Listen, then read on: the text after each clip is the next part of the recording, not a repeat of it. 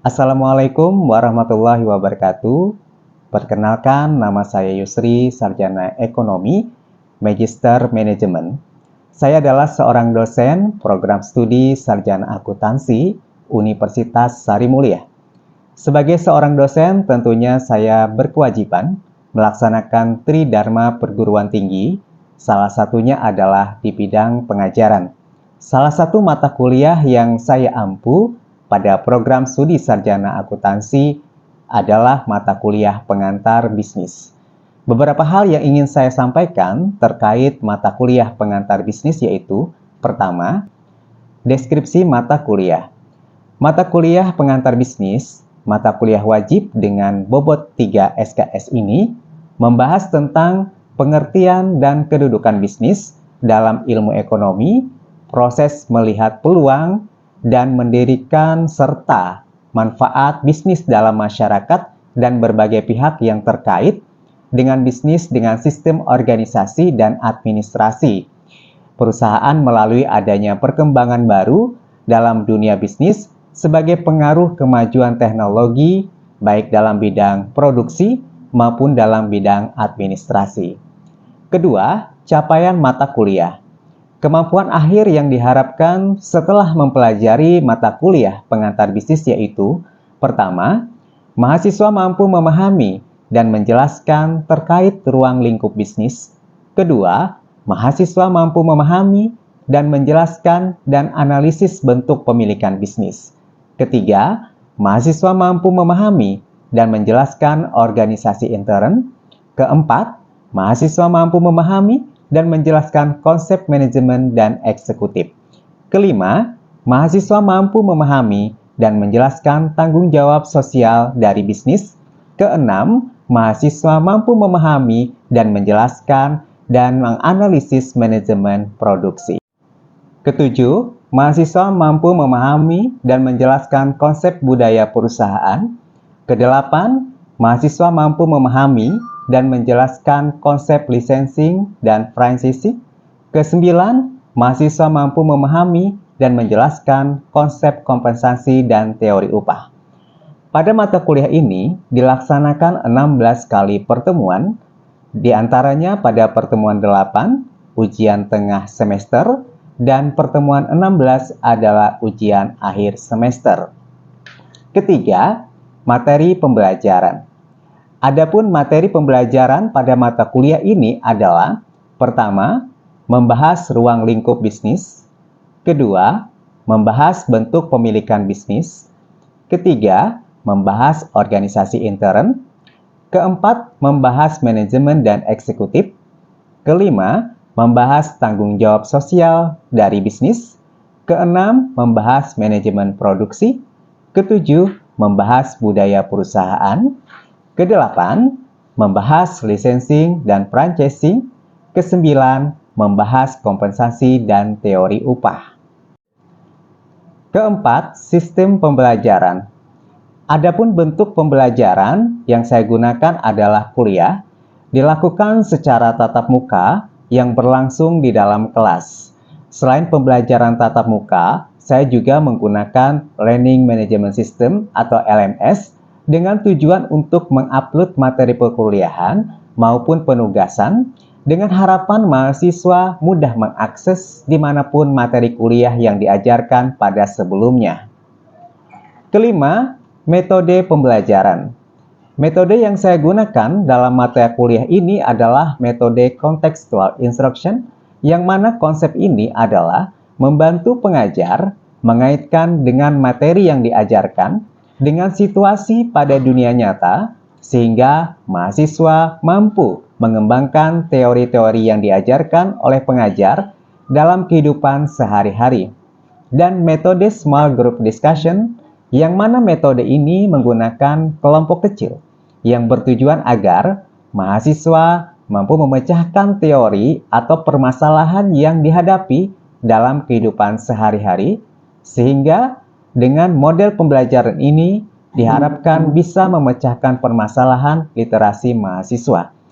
Kemudian metode cooperative learning, di mana metode ini dengan memberikan tugas kepada mahasiswa dalam sebuah kelompok yang nantinya hasilnya akan dipresentasikan pada kelompok lain di depan kelas. Yang terakhir adalah metode Problem Based Learning atau PBL. Metode pembelajaran yang menyajikan masalah sehingga merangsang mahasiswa untuk belajar dan tugas dalam tim untuk memecahkan masalah yang dipaparkan oleh pengajar sehingga mahasiswa mampu berpikir kritis dalam memecahkan persoalan-persoalan yang ada. Keenam, sistem penilaian. Adapun sistem penilaian yang saya gunakan pada mata kuliah ini seperti 1. Aktivitas partisipatif. Dalam hal ini saya menilai dari tingkat kehadiran mahasiswa dan juga keaktifan mahasiswa sesuai dalam diskusi ketika melakukan presentasi, tanya jawab, dan sebagainya. Besar penilaian yang saya berikan adalah 10%. Kedua, penilaian kuis. Saya menilai mahasiswa dalam menjawab soal-soal kuis yang berhubungan dengan materi yang telah diajarkan dalam mengukur tingkat pemahaman peserta didik sebesar 10%. Ketiga, penilaian tugas. Tugas yang telah diselesaikan pada masing-masing kelompok akan dipresentasikan berdasarkan pada materi tugas yang diberikan pada materi sebelumnya. Penilaian tugas ini saya berikan sebesar 20%. Keempat, penilaian ujian tengah semester dan ujian akhir semester. Penilaian yang saya berikan dengan melihat sejauh mana ketepatan dan kemampuan mahasiswa dalam menjawab soal ujian yang telah diberikan sesuai dengan materi pembelajaran sebelumnya, dengan masing-masing bobot penilaian UTS atau ujian tengah semester sebesar 25% dan ujian akhir semester atau UAS sebesar 35%. Untuk selanjutnya, berikut video pengajaran saya pada mata kuliah pengantar bisnis sebagai berikut. Wabarakatuh. Selamat pagi, salam sejahtera untuk kita semua. Dan hari ini kita bertemu kembali dalam mata kuliah kita apa? Pengantar bisnis, ya. Jadi sudah ada beberapa pertemuan yang sudah kita jalani bersama dalam mata kuliah pengantar bisnis ini. Oke, sebelum kita masuki di pertemuan hari ini, dalam pembahasan mata kuliah yang akan kita bahas di materi hari ini, mungkin alangkah baiknya kita akan berdoa sejenak ya, sebelum memulai dari aktivitas pembelajaran kita hari ini. Nah, untuk itu saya minta Pak Riza untuk memimpin doa ya untuk memulai dari pembelajaran kita ini. Silakan. Ya, terima kasih Pak Riza. Baik ya. Mudah-mudahan kita bisa menyelesaikan sampai nanti di akhir pertemuan, di pertemuan mata kuliah pengantar bisnis hari ini. Oke, sebelum kita masuk ke materi hari ini, saya akan mungkin review sejenak ya terkait pembelajaran yang sebelumnya yang sudah kita pelajari ya. Pasti kalian udah tahu konsep dari pengantar bisnis yang kita pelajari sebelumnya.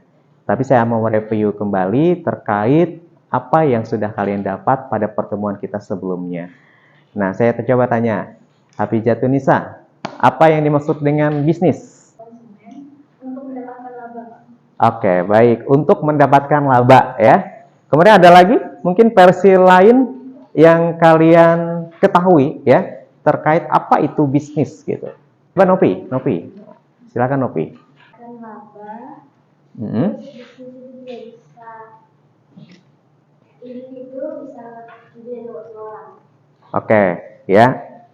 Nah, jadi apa yang disampaikan oleh Hafizatun Nisa dan Novi itu benar secara garis besar ya. Di mana ada suatu usaha, di mana endingnya tadi ada yang ingin memperoleh profit ya, untuk pengembangan dari kapasitas usaha maupun dengan tujuan lainnya ya. Nah, jadi banyak sekali saat ini berkembang bisnis-bisnis yang ada di Indonesia. Tidak hanya di Indonesia, secara di daerah kita aja, di sekitar juga banyak ya kan. UMKM, kemudian bisnis-bisnis kecil, baik skala kecil, sedang, maupun menengah, maupun besar, itu banyak. Nah, tidak hanya juga dari berbagai kalangan, sekarang juga bisnis juga digeluti oleh anak-anak muda sekarang itu, ya. Nah, Coba saya mau tanya kembali, ya.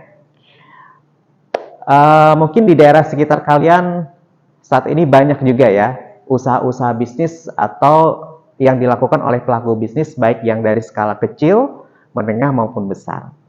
Adakah kira-kira yang bisa memberikan contoh, ya? Boleh diangkat tangannya, memberikan contoh, misalnya jenis usaha atau bisnis dari skala kecil, kemudian menengah, besar, yang ada di sekitar lingkungan kita. Ya, silakan. Kalau yang Hmm? terus kalau misalnya usaha yang skala menengah itu mungkin ekspedisi muatan dan kapal itu Pak. Oke. Terus yang usaha besar itu usaha asing gitu Pak.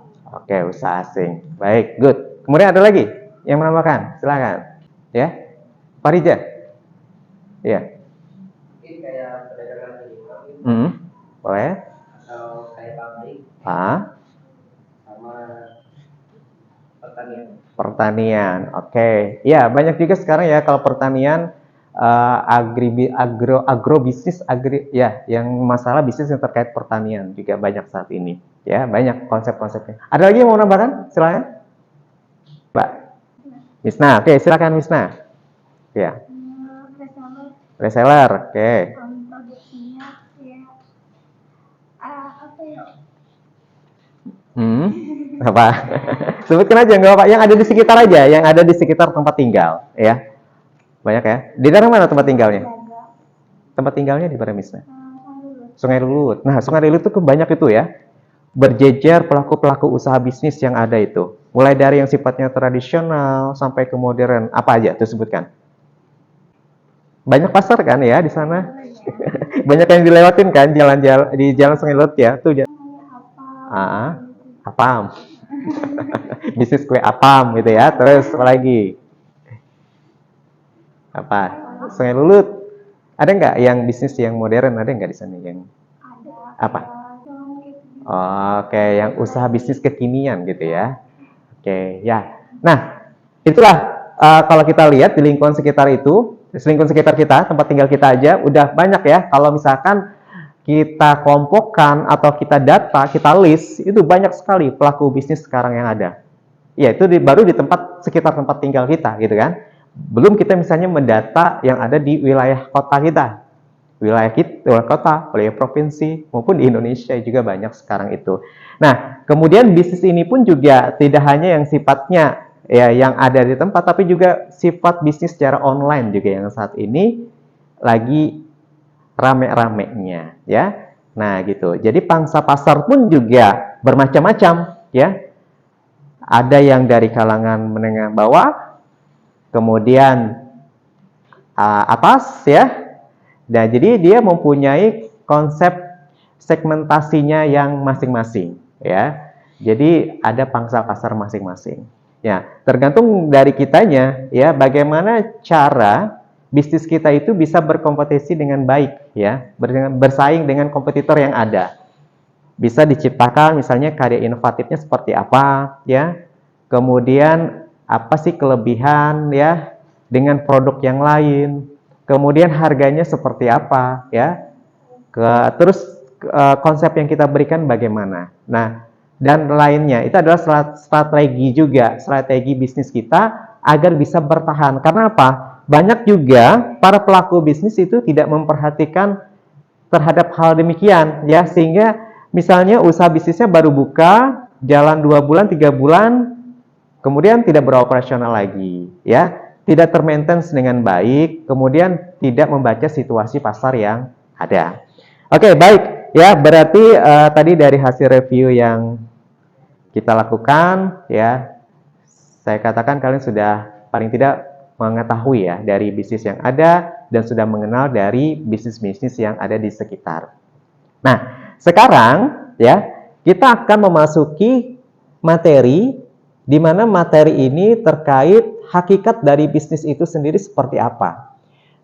Kemudian hubungannya dengan masyarakat bagaimana. Nah, jadi kalau kita menjelaskan terkait hakikat ya, hakikat ilmu ekonomi itu sendiri, ilmu ekonomi ini adalah ilmu yang mempelajari perilaku individu dan masyarakat dalam menentukan pilihan penggunaan sumber daya yang langka, gitu kan? Dengan atau tanpa uang dalam upaya meningkatkan kualitas, ya. Nah, jadi dengan adanya pemberdayaan dari sumber daya ini, ya, dengan yang langka tadi, apakah itu kita memperolehnya dengan tanpa atau misalnya dengan uang dalam hal meningkatkan kualitas, maka kita secara tidak langsung juga akan mempelajari dari konsep perilaku individu yang ada dalam masyarakat dalam menentukan pilihan dari penggunaan sumber daya tadi, ya. Makanya bisnis-bisnis yang ada itu juga dia memperhatikan dari konsep dari ilmu ekonomi itu sendiri, ya. Termasuk mempelajari perilaku individu. Misalnya, individu ini sukanya apa, gitu kan? Kebutuhan masyarakat saat ini apa? Nah, kemudian yang lagi trennya apa? Nah, itu dia harus membaca situasi yang ada supaya bisnis yang dia ciptakan itu benar-benar ya diperlukan oleh masyarakat dan benar-benar laku ya, intinya gitu kan. Oke. Nah, kemudian kalau kita berbicara mengenai hubungan bisnis dengan masyarakat ya. Nah, bisnis ini dalam bentuk lembaga ya, di dalam bahasa Indonesia itu dikenal dengan rumah tangga perusahaan atau istilahnya RTP. RTP yang makin berkembang ini akan membutuhkan alam, itu pasti ya kan, tenaga kerja, modal, dan skill yang makin meningkat pula. Seperti yang sudah Bapak singgung sebelumnya, ya. Kalau kita mau menciptakan suatu bisnis, pasti juga harus memperhatikan dari kebutuhan yang ada dalam mendukung dari bisnis kita. Misalnya tenaga kerja, ya, kemudian modal. Bisa nggak bisnis kita itu berkembang atau kita akan melakukan bisnis tanpa modal? Sebenarnya bisa dan tidak bisa ya. Ada yang memang perlu modal, ada juga yang bisnis kita itu tanpa modal bisa juga dengan kepercayaan gitu ya. Nah, seperti contoh misalnya kita tidak punya modal, ya kan? Tapi modal kepercayaan tadi itu juga bisa kita jadikan sebagai modal usaha kita. Misalnya ada konsinyasi ya istilahnya, konsinyasi.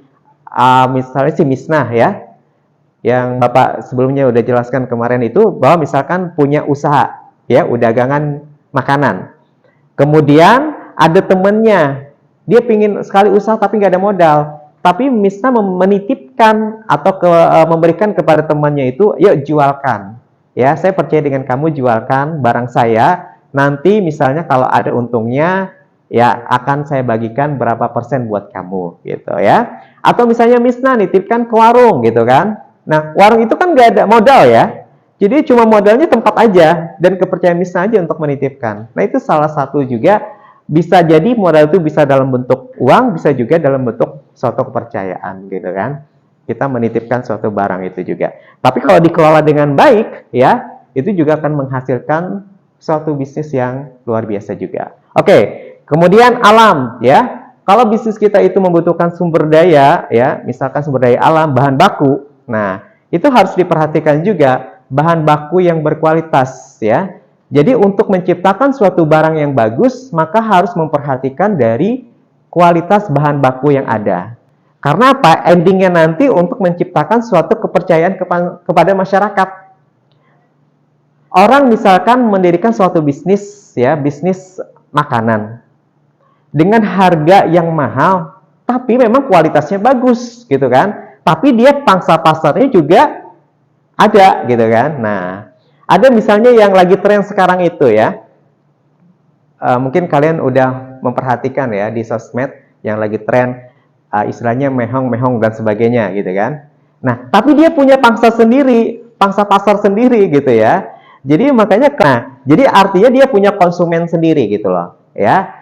Nah, dia berani misalkan dengan menjual harga yang mahal, tapi dengan kualitas yang bagus, dan dia mempunyai segmentasi pasar yang ada gitu kan. Nah, jadi kita juga harus bisa menciptakan segmen pasar ya. Oke, kemudian tenaga kerja. Kalau misalkan dalam operasional bisnis kita ya mempunyai ya kapasitas yang besar atau ingin misalkan dalam lingkup yang skala besar, tentunya kita harus membutuhkan tenaga. Kita kelola itu, kita memerlukan tenaga kerja yang ada di sekitar kita. Nah, saya pernah lihat video inspiratif ya, para pelaku bisnis anak muda, gitu kan. Usianya tuh 21 tahun, ya, 21 tahun lah. Kalian usianya berapa nih? Rata-rata? 20, 19 ya. Tapi dia itu sudah mempekerjakan hampir puluhan tenaga kerja dari usahanya dia, gitu ya. Dan kemudian dia memberdayakan masyarakat atau orang-orang yang ada di sekitar tempat tinggal mereka, itu tempat tinggal dia itu sebagai tenaga kerja dalam mendukung proses bisnisnya.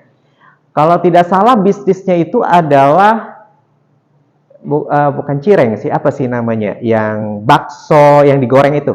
Basreng ya. Nah, dia awal modalnya itu kan sekitar berapa ratus ribu gitu kan.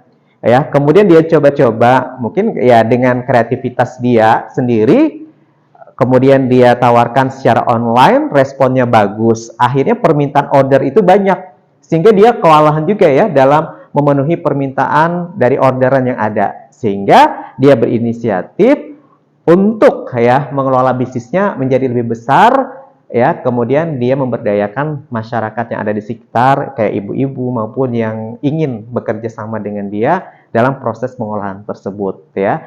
Nah, sehingga dengan usia yang 21 tahun itu bisnisnya sudah bisa dikatakan berkembang besar ya, dengan SDM atau tenaga kerja yang banyak yang ada di sekitar tempat tinggal dia ya, dan omsetnya itu juga besar, sehingga pangsa pasarnya tidak hanya yang ada di kalangan lokal sekitar, tapi juga dia ada beberapa daerah karena sifatnya dia kan online ya. Nah, kemudian kalau kita berbicara mengenai badan usaha dan perusahaan ya, di sini ada beberapa produk ya, produk dan jasa otomotif ya. Kalau kita lihat badan usaha dan perusahaan, ada produk dan jasa otomotif. Contohnya apa? Usaha atau bisnis dalam kategori produk dan jasa otomotif. Ada yang bisa menyebutkan contoh bisnis ini? Apa? Bengkel. Ada lagi? Hah? Lah, tukang las. Oke, ada lagi? Produk dan jasa otomotif? Servis. Oke, baik, good. Kemudian bantuan dan jasa bisnis. Apa contoh bisnisnya?